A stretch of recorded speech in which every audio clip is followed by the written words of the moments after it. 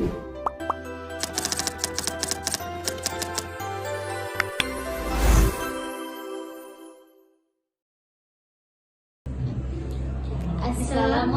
warahmatullahi wabarakatuh.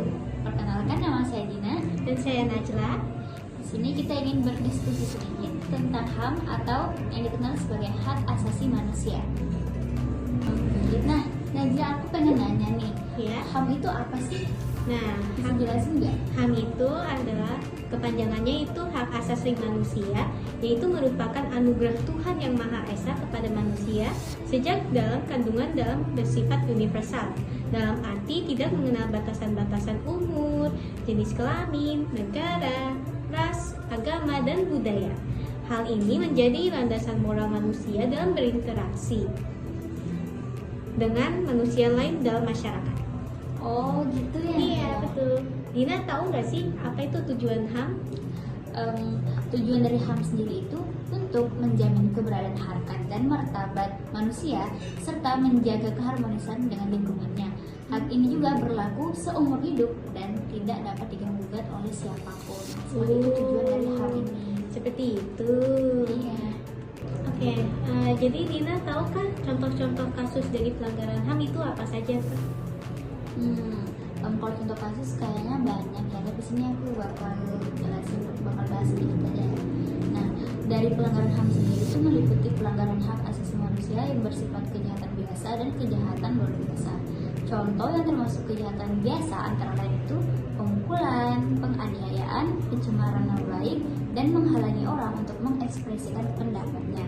Nah, adapun pelanggaran hak asasi manusia yang termasuk kelompok kejahatan yang luar biasa adalah pelanggaran hak asasi manusia yang berat. Hal ini merupakan kejahatan bersifat serius terhadap hak asasi manusia. Karakteristiknya itu yang berat antara lain sebagai berikut, yaitu pertama ada kejahatan terhadap kemanusiaan dengan bermotifkan kekuasaan yang dilakukan secara sistematis dan meluas. Yang kedua adalah kejahatan yang akan menimbulkan teror serta kekhawatiran dan ketakutan dalam diri masyarakat. Dan yang ketiga ada kejahatan yang diakui oleh dunia sebagai kejahatan yang paling serius yang harus diselesaikan oleh seluruh negara dan bahkan menjadi yurisdiksi internasional jika penyelesaiannya tidak dapat diselesaikan pada tingkat nasional. Seperti itu. Seperti itu ya. Nah, dari semua hal yang kita bahas Iya. ini, Oke, apa sih penyebab dari pelanggaran HAM ini? Nah, jadi penyebab pelanggaran hak asasi manusia itu dibagi jadi beberapa faktor. Yang pertama itu faktor internal, yaitu faktor-faktor yang berasal dari dalam diri seseorang. Yang pertama itu tidak seimbangnya pelaksanaan hak asasi dan kewajiban asasi. Perkembangan kehidupan yang semakin luas mengharuskan setiap manusia untuk dapat bertahan hidup. Hal inilah yang kadangkala menyebabkan permasalahan ketika satu kepentingan bersinggungan dengan kepentingan lainnya, karena masing-masing menganggap memiliki hak yang harus didahulukan. Selain mempunyai hak asasi, setiap manusia juga mempunyai kewajiban asasi. Kewajiban asasi manusia adalah menghormati, menjamin, dan melindungi hak asasi manusia lainnya. Ketika tidak ada pihak yang mau mengalah, inilah yang kemudian memicu seseorang untuk melakukan pelanggaran HAM.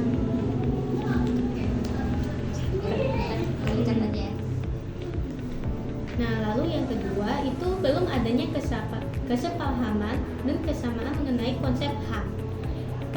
Pada tataran konsep, belum ada kesepahaman antara paham yang memandang HAM bersifat universal dan paham memandang bahwa setiap bangsa memilih dan paham HAM tersendiri dan berbeda pelaksanaannya dengan bangsa yang lain.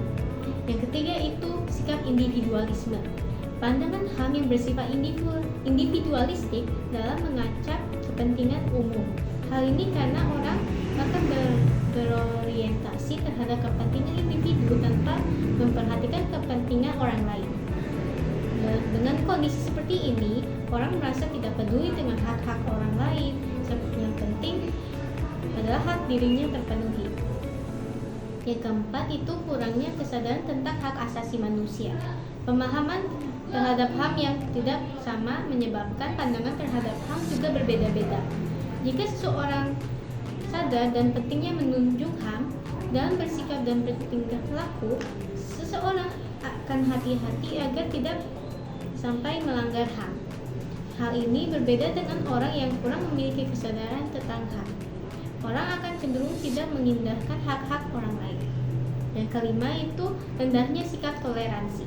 Toleransi merupakan salah satu kunci terciptanya kehidupan yang harmonis, aman, dan damai. Dengan adanya toleransi, orang akan berpikir ulang jika akan mengambil hak orang lain atau melakukan pelanggaran HAM. Nah, itu untuk faktor yang internal. Lalu untuk yang faktor eksternal, yaitu faktor-faktor yang berasal dari luar diri seseorang. Yang pertama itu lemahnya dan kurang berfungsinya lembaga-lembaga penegak hukum. Yang aparat penegak hukum seperti polisi, jaksa, dan pengadilan yang kurang maksimal akan semakin memperburuk upaya penegakan HAM bagi pelaku pelanggaran HAM. Penguatan aparat penegakan hukum dapat sangat diperlukan untuk menjamin tegaknya hukum bagi kasus pelanggaran HAM. Lalu yang kedua itu ada penyalahgunaan kekuasaan. Faktor ini lebih terkait dengan unsur kepentingan yang menanggungnya. Kepentingan individu atau kelompok terhadap kekuasaan terkadang melegalkan secara segala cara, bahkan tidak masalah jika harus melakukan pelanggaran HAM sekalipun. Lalu yang ketiga itu ada penyalahgunaan kemajuan teknologi. Perkembangan teknologi selain membawa dampak positif juga membawa dampak negatif yang tidak kalah penting. Berbagai pelanggaran HAM dapat dilakukan dengan memanfaatkan teknologi seperti melalui media televisi, surat kabar, telepon, dan internet. Misalnya pelanggaran HAM melalui media internet.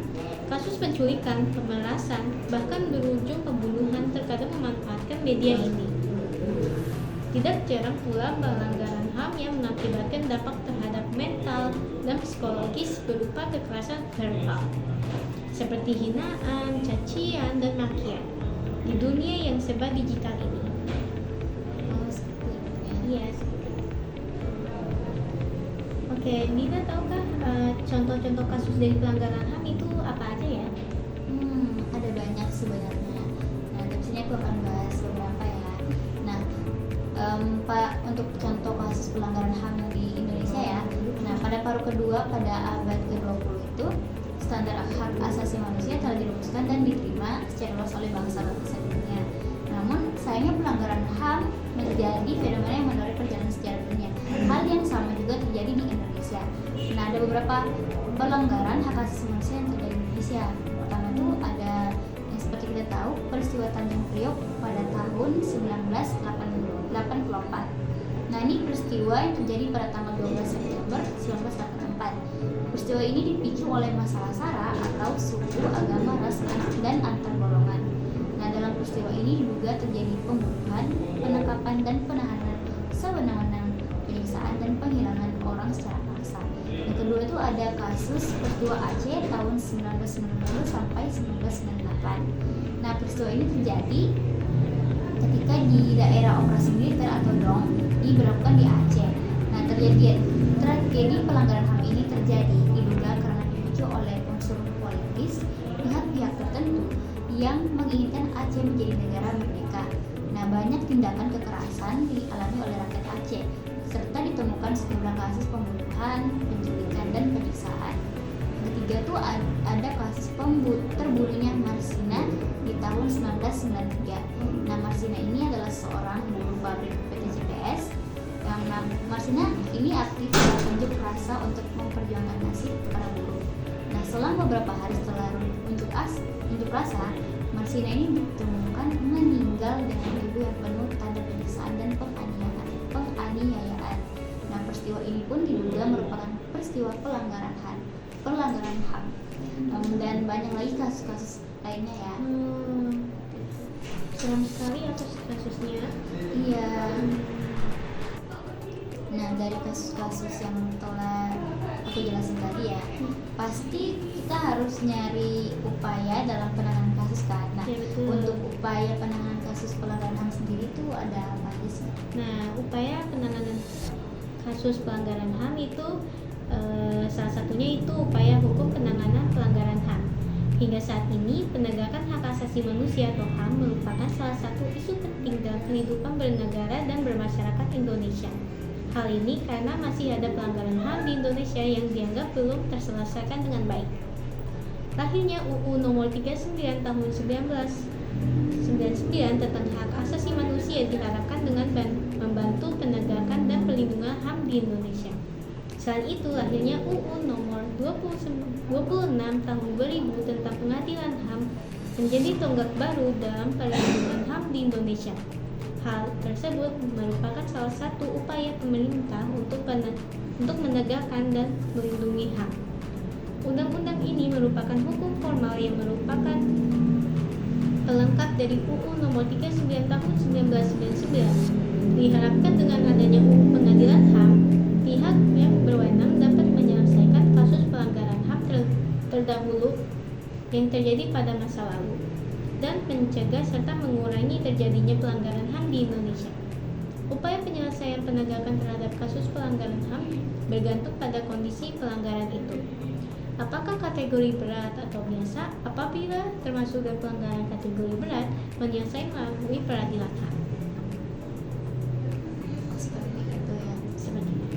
Agak ribet ya sebenarnya prosesnya. Iya, panjang banget prosesnya. Nah, saya kan sudah menjelaskan upaya penanganan kasus pelanggaran HAM dari hukum ya. Nah, sekarang prosesnya itu kayak gimana ya? Apa yang harus dilakukan? Adapun proses dalam penyelesaian kasus pelanggaran berat HAM itu menurut Undang-Undang Nomor 26 Tahun 2000 adalah yang pertama itu melalui pertama penyidikan dan penangkapan. Nah, penyelidikan ini dilakukan oleh Komnas HAM yang memiliki wewenang seperti melakukan penyelidikan dan pemeriksaan terhadap peristiwa yang timbul dalam masyarakat yang berdasarkan sifat atau lingkupnya patut diduga terdapat pelanggaran berat HAM. Kedua itu menerima laporan atau pengaduan dari seseorang atau sekelompok orang tentang terjadinya pelanggaran berat HAM tersebut. Nah, lalu itu memanggil pihak pengadu, korban atau pihak yang diadukan untuk diminta atau didengar keterangannya serta selanjutnya ya. Nah, yang kedua itu ada penyidikan yang dilakukan oleh Jaksa Agung. Nah, dalam pelaksanaan ini Jaksa Agung dapat mengangkat penyidik ad hoc yang terdiri atas unsur pemerintah dan masyarakat. Jika dalam waktu yang telah ditentukan penyidikan tidak juga terselesaikan, maka Jaksa Agung akan mengeluarkan surat perintah penghentian penyidikan dan tindakan berikutnya adalah penangkapan untuk kepentingan penyidikan berdasarkan bukti permulaan yang cukup. Nah, yang ketiga itu ada penuntutan. Nah, penuntutan ini dilakukan oleh Jaksa Agung yang dapat mengangkat penuntut umum ad hoc yang terdiri dari unsur pemerintah dan masyarakat.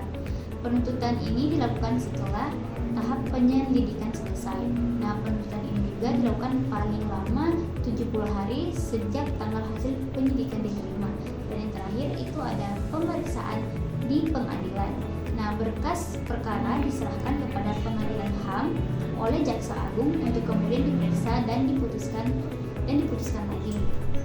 Nah, pemeriksaan ini dilakukan oleh majelis hakim pengadilan HAM yang berjumlah 5 orang, terdiri atas 2 orang hakim pada pengadilan HAM dan 3 orang hakim ad hoc ya. Nah, perkara paling lama diperiksa dan diputuskan itu dalam 180 hari terhitung sejak perkara dilimpahkan ke pengadilan HAM. Nah, seperti itu proses dari upaya penanganan kasus HAM ini. Ternyata prosesnya itu panjang sekali ya, nggak Iya, singkat. itu prosesnya panjang banget, terus agak rumit juga ya. Harus jelas gitu. Iya. Nah, tadi kita udah bahas banyak kali lebar ya tentang HAM. Iya. Ini yang nanya terakhir ya. Apa itu? Apa sih makna dari kewajiban tentang hak asasi manusia? Nah, jadi berdasarkan penjabaran mengenai hak asasi manusia dan kewajiban dasar manusia dalam UU Nomor 39 Tahun 1999 dapat dikemukakan bahwa di balik adanya hak asasi yang perlu dihormati, terdapat makna adanya kewajiban asasi dari setiap orang.